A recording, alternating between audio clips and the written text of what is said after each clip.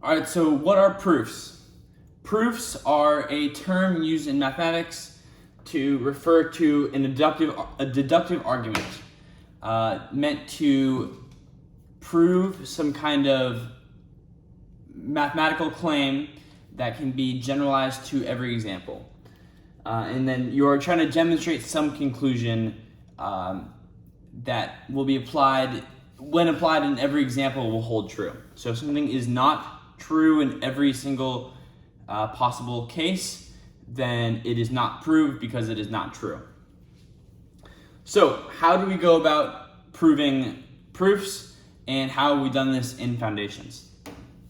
So for our types of proofs, our approaches, we first have our direct proof. In a direct proof, you're generally going to use definitions to evaluate or break down an if-then statement. So a direct proof is what I'll be using later in this video, and it is also, from what I can tell, Dr. Thomas's favorite method of proofs. Our next type of proof is an inductive proof. So for an inductive proof, you start with the case of n equals 0, and then once you prove that true, which is likely going to be simple, you then will prove for the case of n equals k plus 1.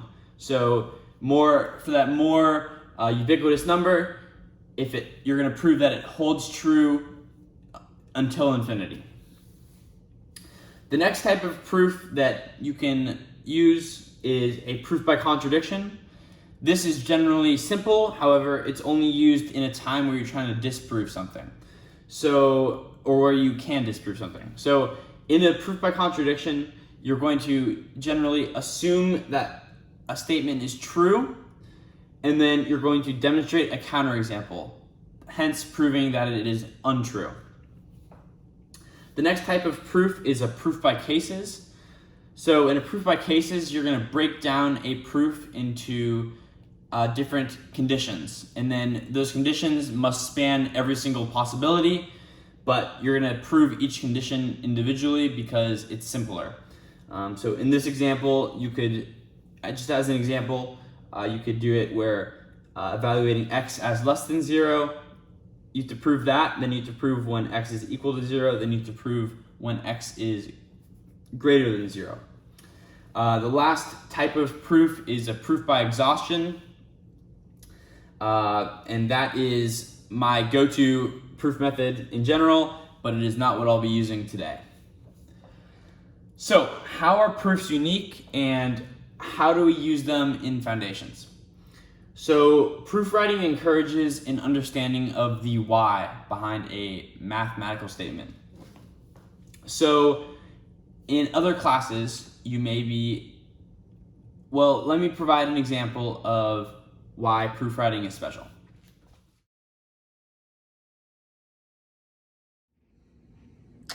Hello class, Professor Johnson teaching AP Calculus. All right, so today we're talking about integration by parts. As you can see, the integral of u times dv is equal to uv minus the integral of v du. Everyone write this down? Everyone got it? All right. Excuse me, Professor Johnson. I don't understand why the integration by parts works, and it doesn't make any sense to me because I don't know why I should just believe that that's true. Oh, well, what was that? Is that a question? All right, you can put your hand down. So the proof will be left to the reader. Just make sure you wrote this down right here. Make sure you got that down, and we can move on. Okay, proof is left to the reader. But thank you for the question. So that was an example of why proof writing is important, because it is important as mathematicians to not only understand the use and uses of a mathematical statement, but it's also important to fully understand the why behind why that works. And take two. All right, so that was an example of why proofwriting was important. Take three. All right, so that was an example of why proofwriting is important, because it is essential as mathematicians to not only understand the statement and how it is used, but also understand why something is true, and understand, because that allows for a greater understanding of how to apply it and how it can be used, how similar examples can be used. So, for the proofwriting steps, these are the steps that we will use in Foundations to assemble a proof. So the first step, number one, is to develop examples. So when you're developing an example, you're trying to understand if the statement is valid. If it's not valid, then you're also trying to understand what conditions can you set to make the statement valid. So in the proof that I will do later in this video, I discover that the initial statement of the power set equaling the non-power set is not true. So then I set a condition where it is instead a subset instead of it being equal. You then, with this, with whatever conditions you set, you develop your if-then statement. So in your if-then statement, you are setting your no, which is what's following the if, and then you're setting your show, which is what's following the then. The show is what you're ultimately trying to prove. And ideally, you're going to expand on any definitions that you have earlier rather than later. So you want to be as far into the proof as possible before you even start your proof. So you don't have a lot of overhead with what you're proving. For step 3, you're then going to write your no, so what's following the if. In this case, my no is that, my no is what I will state later in the video, and then you're going to expand your no. So you're going to do this using any theorems or definitions that are relevant to your problem. You're then going to write your show and then expand your show. Again, expanding your show, you're going to use any theorems or definitions that are relevant to your problem. The final step is really when you assemble everything. So you're writing a second draft of your if-then statement in an expanded form, and basically you are bringing everything together more succinctly, and you're using the previous work that you did in steps 3, 4, 5, and 6, and then you're ultimately going to state your conclusion, making it clear that you have completed the proof. So the question we're asking is, letting A and B be sets, is it true that if C is equal to A relative complement B, then the power set of C is equal to power set of A relative complement of power set of B? And important to note, a power set is the set of all possible subsets within a given set. So here we have developed an example where we have set A, set B, and then set C being the relative complement.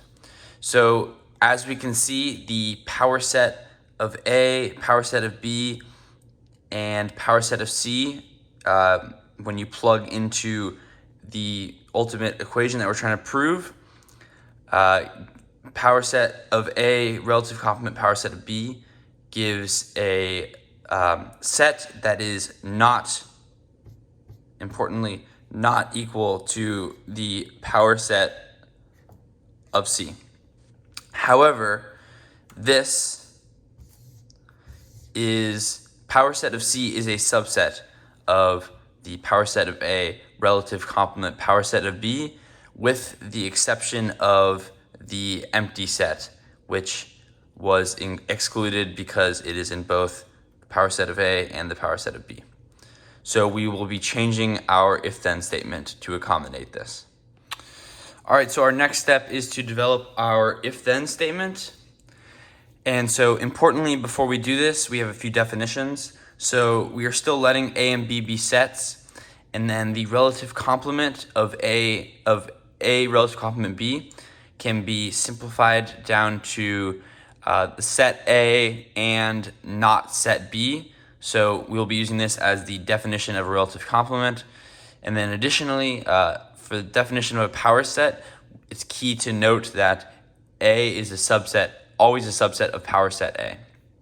So for step 2, our revised if-then statement: if C is equal to X, where X is with a subset of set A, and X is not a subset of set B, then the power set of C is within Y, implies that is a subset of Y, implies that Y is a subset of power set of A, and Y is not a subset of power set of B. For steps 3 and 4, we will state our no. So our no is that C is equal to X, where X is a subset of A, and X is not a subset of B. And then for step 4, we're going to expand our no. We largely already did this during our if-then statement. So to expand further, to help expand further, I just drew a Venn diagram. So we have C, which is within A, but then not within B. All right, so moving into our show, which is what is the then of our statement, we have the power set, letting the power set of C be a subset of Y. This implies that Y is a subset of the power set of A, and Y is not a subset of the power set of B. And this is made expanding on the definition of relative complement. So to expand our show statement, we know that C is a power set of C. C is a subset of the power set of C by definition of a power set. And so because of this, the power set of C is a subset of Y, so we know that C is a subset of Y. Y in the show statement, we then apply C to that situation. So we know that C is a subset of the power set of A, and C is not a subset of the power set of B. And so expanding on the power set of A, we have the empty set, we have A, and then we also have C, which we've shown as a subset. And then because it's the power set, included with C will be every subset of C. So the combination of C and then every one of its subsets creates the power set of C. And then additionally, doing the same thing with power set of B, because C is not within the power set of B, expanding on the power set of B, we have the empty set, we have B, but we do not, and we have all the subsets, but we do not have any instance of C, which means that the power set of C cannot be included. So for step 7, the final step of our proof, to reorient you with the problem, we are trying to show that if C is within A and not within B, then that implies that the power set of C is within the power set of A, but not within the power set of B. So, letting C equal X, where X is a subset of set A and X is not a subset of set B, I will show that the power set of C being a subset of Y, where Y is a subset of the power set of A, and Y is not a subset of the power set of B. So first, we will note that by definition of a power set, C is a subset of power set of C, and same with A, subset power set of A, and B is a subset of the power set of B. So first, we will show that the power set of C is a subset of the power set of A. So because C is a subset of the power set of C by definition of our power set, C is a subset of Y. As Y is a subset of the power set of A, the power set of A will be equivalent to the empty set,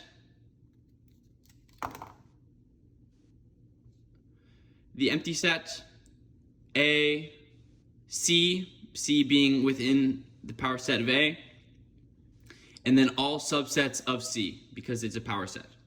So the combination of C and all of its subsets creates the power set of C. Hence, the power set of C is a subset of the power set of A. So here we have proved this circle, that the power set of C is within the power set of A. Next, we will show that the power set of C is not a subset of the power set of B. So we're trying to show that power set of C is not within this circle. So because C is a subset of the power set of C, C is a subset of Y. And as Y is not a subset of the power set of B, the power set of B will be the empty set, B, all the subsets of B. But important to note is that C will not be included in here. And because C is not included, the power set will also not be included. So because C is a subset of the power set of C, the power set of C is not a subset of the power set of B. So we have now proved both parts of this circle. We'll then move to our conclusion. So therefore, because the power set of C is a subset of the power set of A, and the power set of C is not a subset of the power set of B, the power set of C is both a subset of the power set of A and not power set B. And this is logically equivalent to the definition of a relative complement stated here, which is our ultimate objective. This concludes my proof explanation. Thank you.